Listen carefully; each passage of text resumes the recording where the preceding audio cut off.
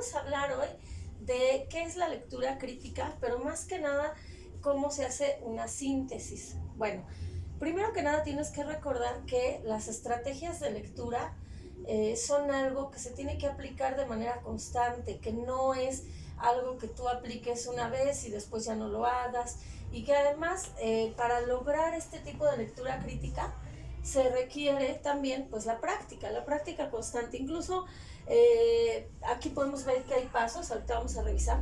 Sin embargo, con el tiempo y con la práctica constante de este proceso de comprensión lectora, tú vas a lograr llegar a establecer una lectura crítica con mayor agilidad, con mayor fluidez, pero además vas a lograr en algún momento hacer una síntesis o hacer un resumen ya de manera más eficaz.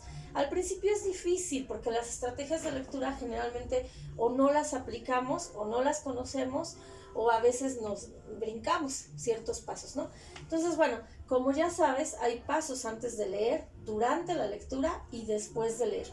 Aquí ya estamos en el después de leer, porque ya hubo toda esa preparación previa que tú realizaste antes de leer. Antes de leer teníamos que plantear nuestro objetivo, teníamos que visualizar lo que sabíamos del texto. Durante la lectura teníamos que subrayar para localizar la idea principal. Y ahora, después de leer, tengo que recordar la información, y aquí es cuando ya es un proceso cognitivo más elevado y más difícil. Vamos a ver cómo se consigue o de alguna manera qué puedes hacer para generar una lectura crítica. Bueno, primero que nada tienes que distinguir las ideas de las opiniones. No es lo mismo una idea que una opinión. Una idea generalmente va a tener un fundamento teórico y la opinión va a ser personal, puede ser del autor del texto o incluso tu propia opinión. Otro aspecto que debes considerar es identificar el objetivo de tu lectura. No te pierdas del objetivo, eso se ve al principio, esto lo vemos desde que iniciamos la lectura, ¿cuál es mi objetivo? Entonces, siempre debes de tener claro desde el principio este objetivo y no perderlo. Si me piden realizar una lectura de un texto donde tengo que localizar conceptos, definiciones, voy a regirme por ese objetivo. Si me pidieran la lectura de un texto porque tengo que exponer de ese tema, entonces los pasos que voy a llevar a cabo pues van a ser diferentes. El objetivo de tu lectura o lo que se te solicite es lo que de alguna manera va a definir un poco lo que tú buscas y las actividades que tienes que realizar. Entonces no hay que perderlo. Otro aspecto es que se requiere reorganizar el texto o reestructurarlo. Cuando hablamos de reestructurarlo no nos referimos a que lo vuelvas a hacer, no, nos referimos a que lo reestructures de acuerdo a cómo tú comprendiste la lectura, que en términos generales es un poquito lo que llamamos sintetizar o parafrasear, reestructurarlo, pero de acuerdo a cómo tú lo hayas entendido. Y para ello vamos a ver, es importante que tú te preguntes ciertas cosas, como cuál, la primera, ¿qué aprendí? ¿Por qué? Porque a veces leemos, pero no se nos quedó nada de esa lectura. Entonces la leo y digo, es que no, ni me acuerdo que leí, no sé, a ver, otra vez lo vuelvo a repasar. Recuerda que durante el subrayado tú tienes que regresarte a leer cada párrafo hasta que hayas comprendido el texto. Si de repente lees un libro o lees una lectura o un artículo y te das cuenta de que no aprendiste nada o que no recuerdas nada, hay que regresarnos. Y justamente es esto, ¿no? Si recuerdas lo que leíste, es importantísimo. Bueno, ahora lo que tienes que hacer, bueno, ya, si te das cuenta de que sí aprendiste, que sí recuerdas de lo que se trata el texto, entonces ya puedes continuar con el siguiente paso o con los siguientes pasos del proceso. Si no recuerdas, hay que regresarnos. Si no aprendiste o no entendiste nada, hay que regresarnos. Si lo hiciste, entonces podemos hacer lo siguiente. Se puede elaborar un resumen si es válido. Hay personas que se les facilita más un resumen que un mapa conceptual o que un diagrama. Hay personas que se les facilita más el mapa conceptual directo. Esto va a depender de tus hábitos de estudio y tus estrategias personales.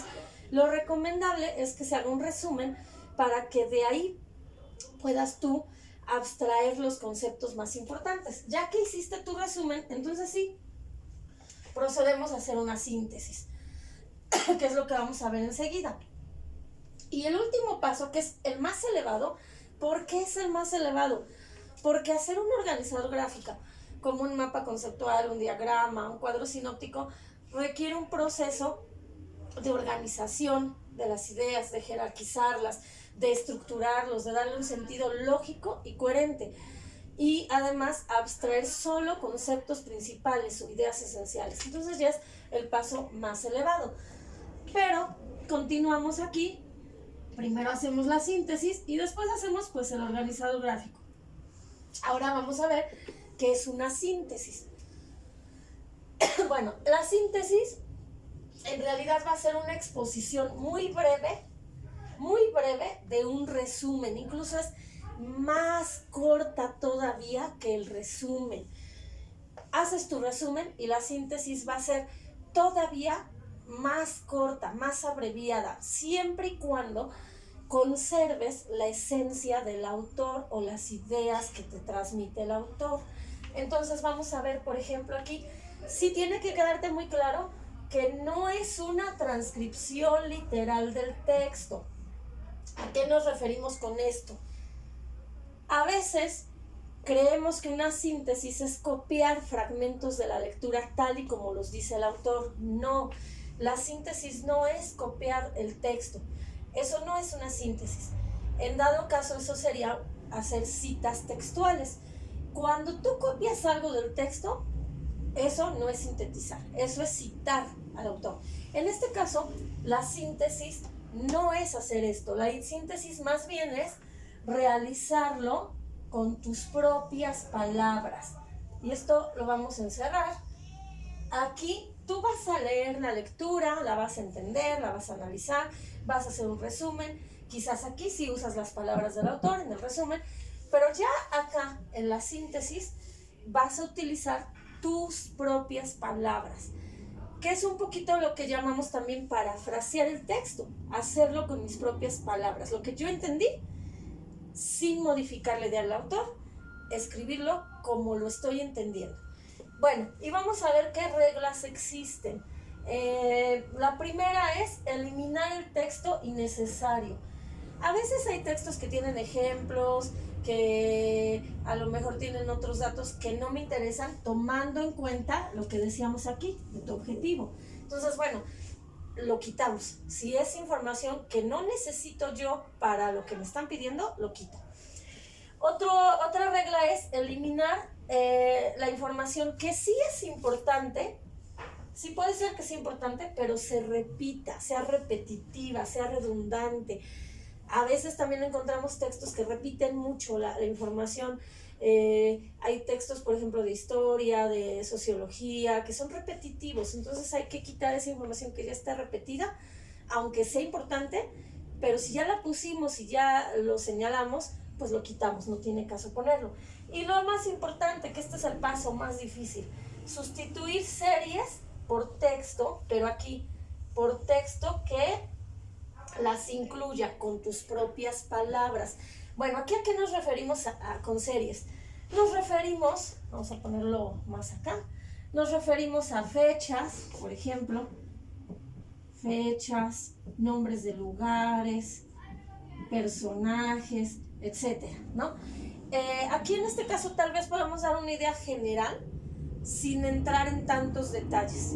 Si fuera una síntesis de una novela, por ejemplo, tal vez no tengo que decir el personaje entró, tocó la puerta y hizo tal cosa, solamente en una sola idea agrupar algo. A esto se refiere un poquito esto de las series, ¿no? A que tú, a lo mejor existen datos que tú puedes agrupar en una sola idea, con tus propias palabras. Bueno, lograr una lectura crítica es un proceso complicado que requiere práctica, y eso es lo más importante que tienes que saber, que si tú no lo practicas no lo vas a lograr. Es como las matemáticas también. Al final las matemáticas pues van a requerir que estemos practicando constantemente para perfeccionarlos y para que no se nos olviden estas estrategias.